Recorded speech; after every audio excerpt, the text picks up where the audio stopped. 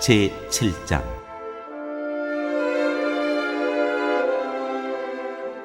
솔로몬의 궁전. 솔로몬은 자기의 궁을 건축하기 시작하여 그것을 완공하는데 13해가 걸렸다. 그는 레바논 수풀궁을 지었는데 그 길이는 100자이고 그 너비는 50자이고 그 높이는 30자이다. 백향목 기둥을 4줄로 세우고 그 기둥 위에는 백향목 석가래를 얹었다. 지붕에는 한 줄에 15개씩 모두 45개의 석가래를 대고 백향목 판자로 덮었다. 창틀은 3줄로 되어 있고 그 창문들은 3단으로 되어서 서로 마주보고 있었다. 문과 문설주는 모두 네모난 모양이고 창문은 창문끼리 3줄로 마주보고 있었다. 그는 기둥들을 나란히 세워 주랑을 만들었다. 그것은 길이가 50자이고 너비가 30자인 벽이 없는 복도였다. 주랑 앞에는 현관이 있고 현관 앞에 또 기둥들이 있고 그 기둥들 위에는 차양이 걸려 있었다. 또 그는 옥주화실 곧 재판정을 짓고 그 마루를 모두 백향목으로 깔았다. 자기가 있을 왕궁은 재판정 뒤에 있는 다른 뜰에 지었는데 그 건축 양식은 다른 건물들의 건축 양식과 서로 비슷하였다. 또 솔로몬은 이것과 같은 궁전을 그가 결혼하여 아내로 맞아들인 바로의 딸에게도 지어주었다. 왕궁을 포함한 모든 건물은 치수를 지어서 깎은 귀한 돌, 앞뒤를 톱으로 자른 값진 돌들로 지었는데 기초에서부터 갓돌까지 또 바깥은 물론이고 건물 안의 큰 뜰까지 다 그러한 재료를 써서 지었다. 기초를 놓을 때에도 값진 큰 돌들을 놓았는데 어떤 돌은 10자나 되고 어떤 돌은 8자나 되었다. 기초를 다진 다음에는 그 위에다가 치수를 지어서 잘 다듬은 값진 돌과 백향목으로 벽을 올렸다. 왕궁뜰의 담이나 주님의 성전 안뜰의 담이나 성전의 어귀 현관의 담은 모두 잘 다듬은 돌 3켜와 두꺼운 백향목 판자 1켜를 놓아서 쌓았다.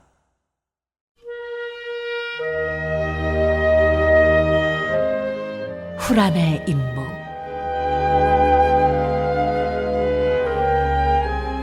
솔로몬 왕은 사람을 보내어서 두로에서 후람을 불러왔는데 그는 납달리 지파에 속한 과부의 아들이다. 그의 아버지는 두로 사람으로서 노스의 대장장이이다. 그는 노새를 다루는 일에는 뛰어난 지혜와 기술과 전문 지식을 두루 갖춘 사람이었다. 그가 솔로몬 왕에게 불려와서 공사를 거의 도맡아 하였다.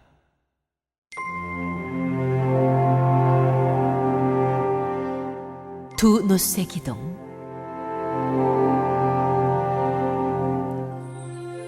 그는 2개의 노새 기둥을 만들었다.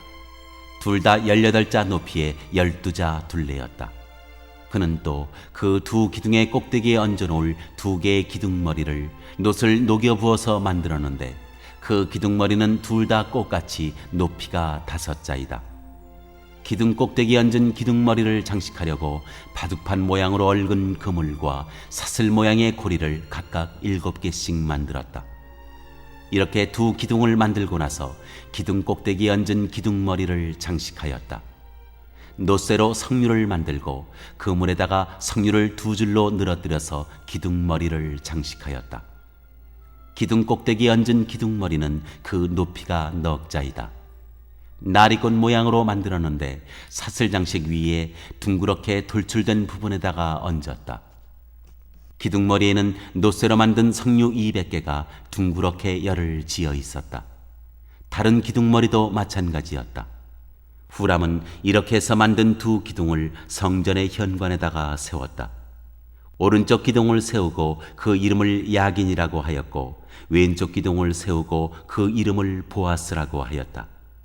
그 다음에 기둥들의 꼭대기에는 나리꽃 모양으로 만든 기둥머리를 얹었는데 이렇게 해서 후람은 기둥 세우는 일을 마쳤다.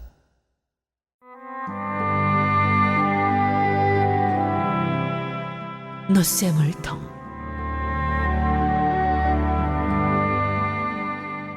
그 다음에 후람은 노쇠를 부어서 바다 모양 물통을 만들었는데 그 바다 모양 물통은 지름이 10자, 높이가 5자, 둘레가 30자이고 둥근 모양을 한 물통이었다. 그 가장자리 아래로는 돌아가면서 노쇠로 만든 호리병 모양의 박이 있는데 이것들은 노쇠를 부어서 바다 모양 물통을 만들 때 2줄로 부어서 만든 것이다. 또한 12마리의 노쇠 황소가 바다 모양 물통을 떠받치고 있는데 3마리는 북쪽을 바라보고 3마리는 서쪽을 바라보고 3마리는 남쪽을 바라보고 3마리는 동쪽을 바라보고 서 있었고 등으로 바다 모형을 떠받치고 있었다. 황소는 모두 엉덩이를 안쪽으로 향하고 있었다. 그 노쇠로 된 바다 모양 물통의 두께는 손너비 만하였다. 그 테두리는 나리꽃 봉우리 모양으로 자네 테두리처럼 둥글게 만들었다. 그 용량은 물을 2,000말 정도 담을 수 있는 것이었다.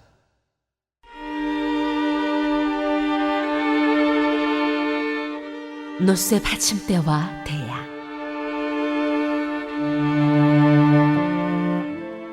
그는 또 노스로 받침대를 10개 만들었는데 받침대마다 길이가 넉자, 너비가 넉자, 높이가 석자이다. 받침대의 구조는 다음과 같다. 받침대는 판자 테두리를 가지고 있고 그 테두리 틀 사이에 끼어 있었다. 틀 사이에 낀 판자 테두리 위에다가는 사자와 소와 그룹을 그려 넣었다.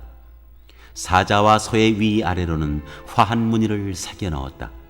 그리고 각 받침대에는 4개의 노쇠 바퀴와 노쇠 축과 4개의 다리를 달았다. 그 4개의 다리는 노쇠 대야 아래에서 어깨 모양의 받침두리를 괴고 있었다. 이 받침두리들은 화한 무늬의 맞은 쪽에서 녹여 부어서 만든 것이었다. 그 아가리는 받침두리 안에서 위로 한자 높이로 솟아나와 있었는데 그 아가리는 지름이 한자 반으로 둥글게 받침두리와 같은 모양으로 되어 있고 그 아가리에는 돌아가면서 새긴 것이 있었다. 그러나 그 테두리 판자들은 네모지고 둥글지 않았다. 그 테두리 판자의 아래에는 4개의 바퀴를 달고 바퀴의 축은 받침대 안에다 넣었다. 바퀴 하나의 높이는 한자 반이었다. 그 바퀴의 구조는 말이 끄는 전차 바퀴의 구조와 같았다. 바퀴의 축과 테두리와 바퀴살과 그 축의 통은 모두 노쇠를 녹여 부어서 만든 것이었다. 그리고 받침대의 4 귀퉁이에는 어깨 모양의 받침두리가 4개 붙어 있는데 그 받침대에서 받침두리가 잇따라 나와 있었다.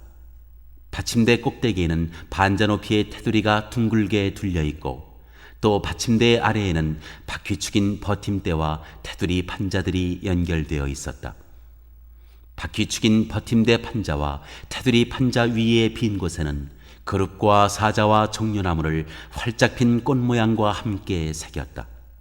그는 이러한 방식으로 받침대 10개를 만들었는데 모두가 같은 치수와 같은 양식으로 일일이 부어서 만들었다. 또 그는 노쇠로 대야 10개를 만들었다. 대야마다 물을 40말씩 담을 수 있었다. 대야들의 지름은 넉자이다. 받침대 10개에는 모두 대야 하나씩을 달았다. 받침대 5개는 성전의 오른쪽에, 5개는 성전의 왼쪽에 놓았고 바다 모양 물통은 성전 오른쪽의 동남쪽 모퉁이에 놓았다.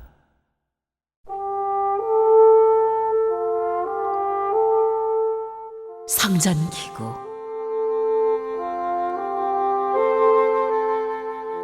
후람은 또 솥과 부삽과 피 뿌리는 대접을 만들었다. 이렇게 후람은 솔로몬 왕이 주님의 성전에다가 해놓으라고 시킨 모든 일을 마쳤다.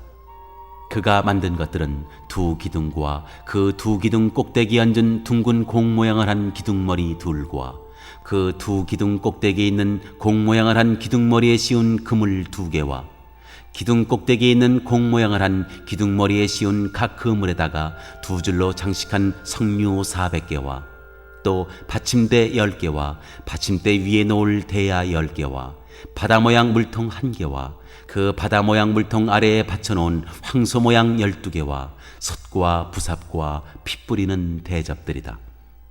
후람이 솔로몬 왕을 도와서 만든 주님의 성전의 이 모든 기구는 모두 광택나는 노쇠로 만든 것이다. 왕은 이 기구들을 숫꽃과 사르단 사이에 있는 요단 계곡에 진흙에 부어서 만들게 하였다. 이 기구들이 너무 많아서 솔로몬이 그 무게를 달지 못하였으므로 여기에 사용된 노소의 무게는 아무도 모른다. 솔로몬은 또 주님의 성전 안에다가 둘 기구를 만들었는데 곧 금제단과 빵을 늘 차려놓는 금으로 만든 상과 또 등잔대들 곧 지성소 앞에 오른쪽에 5개 왼쪽에 5개씩 놓을 순금 등잔대들과 금으로 만든 꽃장식과 등잔과 부집개와 순금으로 된 잔과 심지 다듬는 집게와 피 뿌리는 대접과 향로와 불 옮기는 그릇과 내실 곧 지성소 문에 다는 금 돌적이와 성전의 바깥문에 다는 금 돌적이들이다. 이렇게 해서 솔로몬 왕은 주님의 성전을 짓는 모든 일을 완성하였다. 솔로몬은 그의 아버지 다윗이 거룩하게 구별해서 바친 성물 곧 은과 금과 기구들을 가져다가 주님의 성전 창고에 넣었다.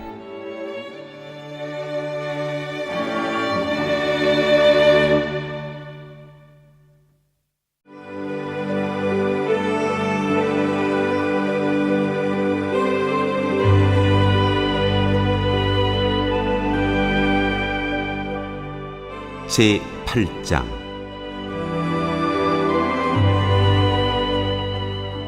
언약궤를 성전으로 옮기다.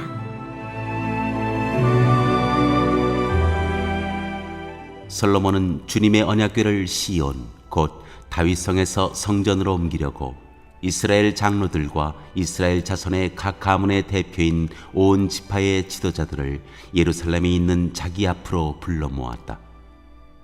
이스라엘의 모든 남자는 7째 달 곧 에다님 월의 절기에 솔로몬 왕 앞으로 모였다.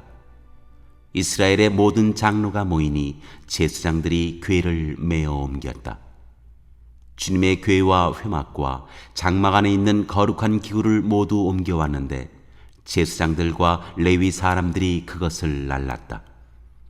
솔로몬 왕과 왕 앞에 모인 온 이스라엘 회중이 왕과 함께 궤 앞에서 양과 소를 셀 수도 없고 기록할 수도 없을 만큼 많이 잡아서 제물로 바쳤다. 제사장들은 주님의 언약궤를 제자리 곧 성전 내실 지성소 안 그룹들의 날개 아래에 가져다가 놓았다. 그룹들이 궤가 놓인 자리에 날개를 펼쳐서 궤와 채를 덮게 하였다. 궤에서 삐죽 나온 2개의 채는 길어서 그 끝이 지성소의 정면에 있는 성소에서도 보였다. 그러나 성소 밖에서는 보이지 않았다. 그 채는 오늘날까지 그곳에 그대로 놓여 있다. 궤 속에는 호렙에서 모세가 넣어둔 2개의 돌판 말고는 아무것도 없었다. 이 2 돌판은 이스라엘 자손이 이집트 땅에서 나온 뒤에 주님께서 호렙에서 그들과 언약을 세우실 때에 모세가 거기에 넣은 것이다. 제사장들이 성소에서 나올 때에 주님의 성전에 구름이 가득 찼다. 주님의 영광이 주님의 성전을 가득 채워서 구름이 자욱하였으므로 제사장들은 서서 이를 볼 수가 없었다. 그런 가운데 솔로몬이 주님께 아뢰었다. 주님께서는 캄캄한 구름 속에 계시겠다고 말씀하셨습니다. 이제 주님께서 계시기를 바라서 이 웅장한 집을 지었습니다. 이 집은 주님께서 영원히 계실 곳입니다.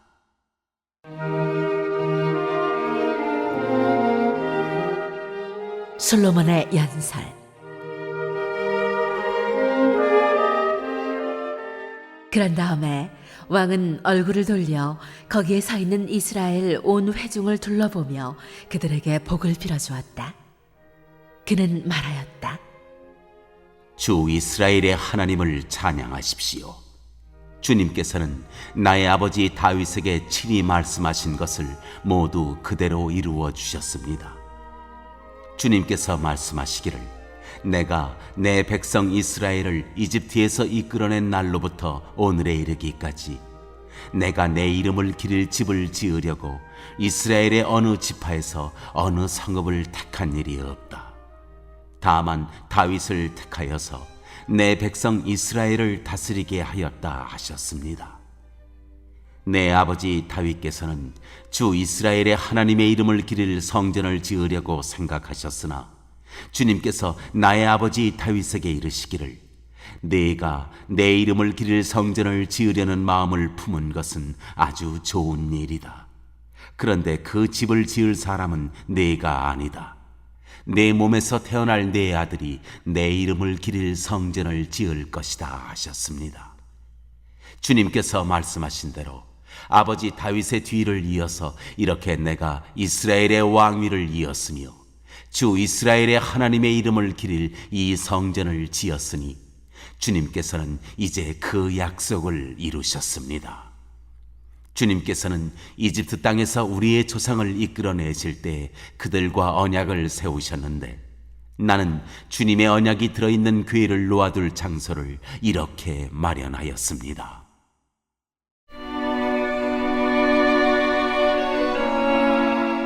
솔로몬의 기도. 그런 다음에 솔로몬은 이스라엘 온 회중이 보는 데서 주님의 제단 앞에 서서 하늘을 바라보면서 두 팔을 들어서 펴고 이렇게 기도하였다. 주 이스라엘의 하나님, 위로 하늘에나 아래로 땅에나 그 어디에도 주님과 같은 하나님은 없습니다. 주님은 온 마음을 다 기울여 주님의 뜻을 따라 사는 주님의 종들에게는 세우신 언약을 지키시고 은혜를 베푸시는 분이십니다.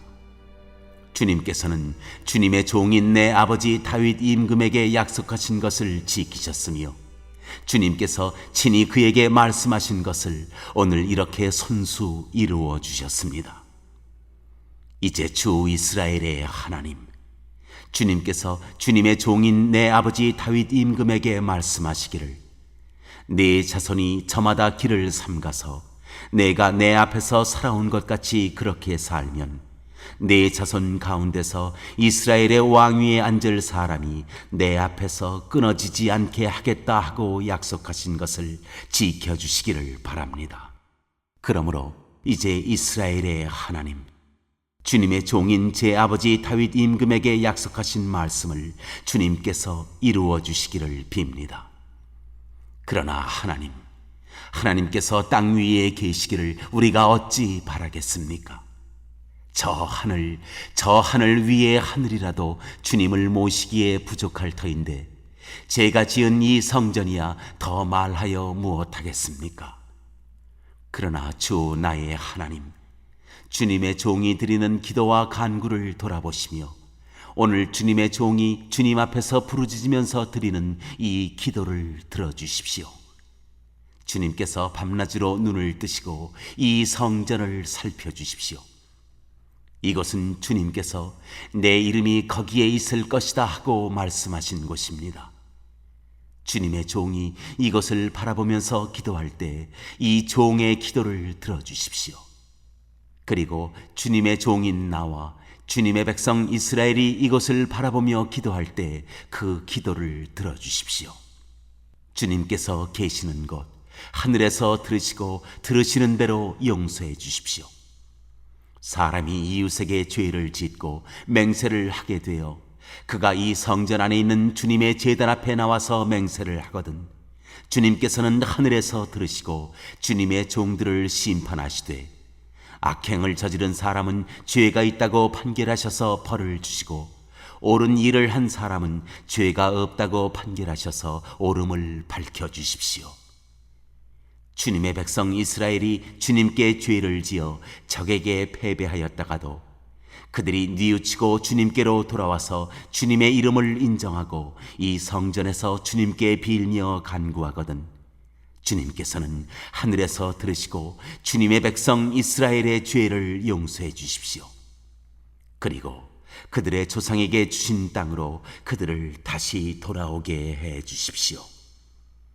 또 그들이 주님께 죄를 지어서 그 벌로 주님께서 하늘을 닫고 비를 내려주시지 않을 때라도 그들이 이곳을 바라보며 기도하고 주님의 이름을 인정하고 그 죄에서 돌이키거든 주님께서 하늘에서 들으시고 주님의 종들과 주님의 백성 이스라엘의 죄를 용서해 주시고 그들이 살아갈 올바른 길을 그들에게 가르쳐 주시며 주님의 백성에게 유산으로 주신 주님의 땅에 비를 다시 내려주십시오.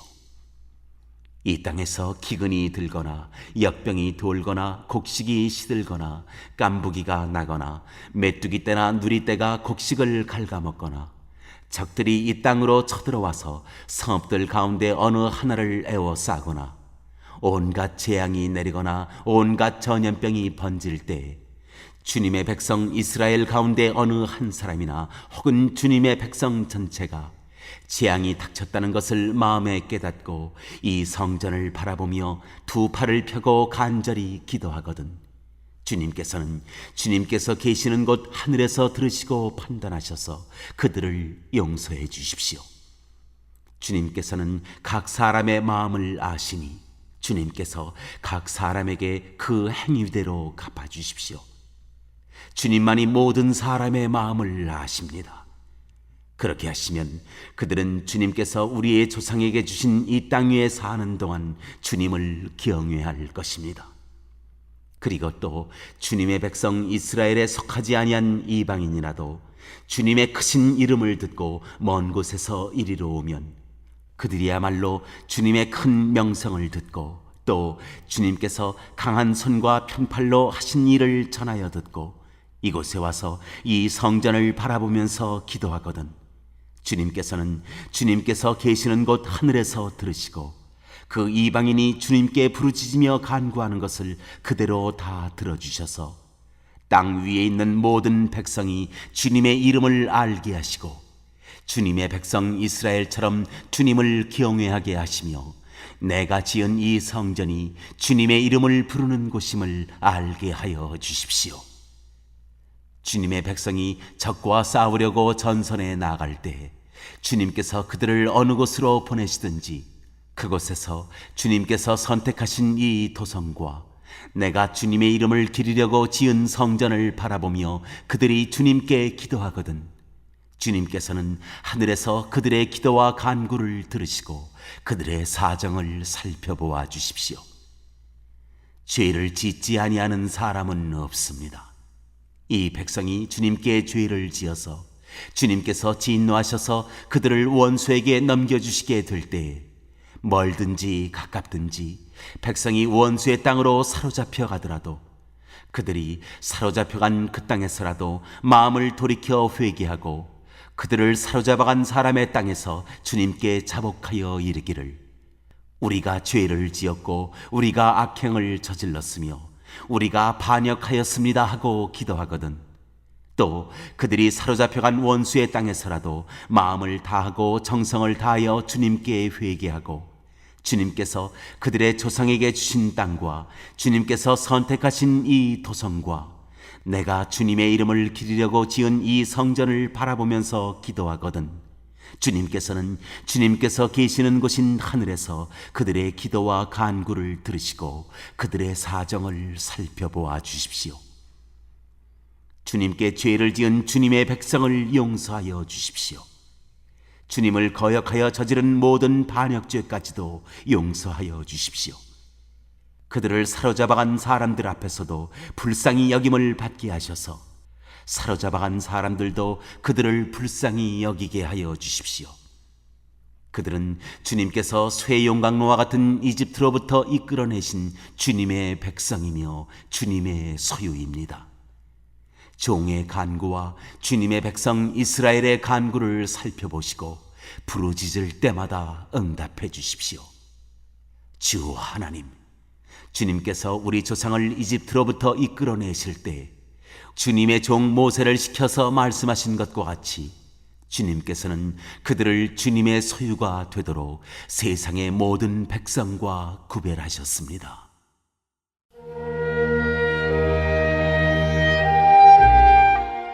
솔로몬의 축복. 솔로몬이 무릎을 꿇고서 하늘을 바라보며 두 손을 펴고 이렇게 간절히 기도를 드린 다음 주님의 제단 앞에서 일어나서 이스라엘의 온 회중을 바라보며 큰 소리로 축복하여 주었다. 주님께서 말씀하신 대로 그의 백성 이스라엘에게 안식을 주셨으며 그의 종 모세를 시켜서 하신 선한 말씀을 한마디도 빠뜨리지 아니하시고 다 이루어 주셨으니 주님은 찬양을 받으실 분이십니다. 주 우리의 하나님께서 우리의 조상과 함께 계시던 것과 같이 우리와도 함께 계시기를 바랍니다. 주님께서 우리를 버리지도 마시고 포기하지도 마시기를 바랍니다. 우리의 마음을 주님께 기울이게 하셔서 주님께서 지시하신 그 길을 걷게 하시며 주님께서 우리 조상에게 내리신 계명과 법도와 율례를 지키게 하여 주시기를 바랍니다. 오늘 주님 앞에 드린 이 간구와 기도를 주 우리의 하나님께서 낮이나 밤이나 늘 기억해 주시기를 바랍니다. 하나님께서 주님의 종과 주님의 백성 이스라엘에게 날마다 그 형편에 맞게 자비를 베풀어 주시기를 바랍니다. 그렇게 해서 세상의 모든 백성이 주님만이 하나님이시고 다른 신은 없다는 것을 알게 되기를 바랍니다. 그러므로 그의 백성인 여러분도 주 우리의 하나님과 한 마음이 되어서 오늘과 같이 주님의 법도대로 걸으며 주님의 계명을 지키기를 바랍니다.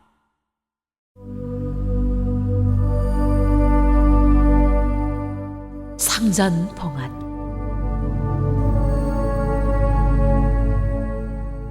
이렇게 한 다음에 왕 및 왕과 함께 있는 모든 이스라엘 사람이 주님 앞에 제사를 드렸다. 솔로몬은 화목제를 드렸는데 그가 주님의 제사에 드린 것은 소가 22,000마리이고 양이 12,000마리였다. 이와 같이 해서 왕과 이스라엘의 모든 백성이 주님의 성전을 봉헌하였다. 그리고 바로 그날 왕은 주님 앞에 있는 놋제단이 번제물과 곡식 제물과 화목 제물의 기름기를 담기에는 너무 작았으므로 주님의 성전 앞들 한가운데를 거룩하게 구별하고 거기에서 번제물과 곡식 예물과 화목제의 기름기를 드렸다. 그때 솔로몬이 이렇게 절기를 지켰는데 하맛 어귀에서부터 이집트 접경을 흐르는 강에 이르는 넓은 지역에 사는 큰 회중인 온 이스라엘이 그와 함께 주 우리의 하나님 앞에서 이레 동안을 2번씩 열나흘 동안 절기를 지켰다. 둘째 이레가 끝나고 여드레째 되는 날에 그가 백성을 돌려보내니 그들은 왕에게 복을 빌고 주님께서 그의 종 다윗과 그 백성 이스라엘에게 베푸신 온갖 은혜 때문에 진심으로 기뻐하며 흐뭇한 마음으로 각자 자기의 집으로 돌아갔다.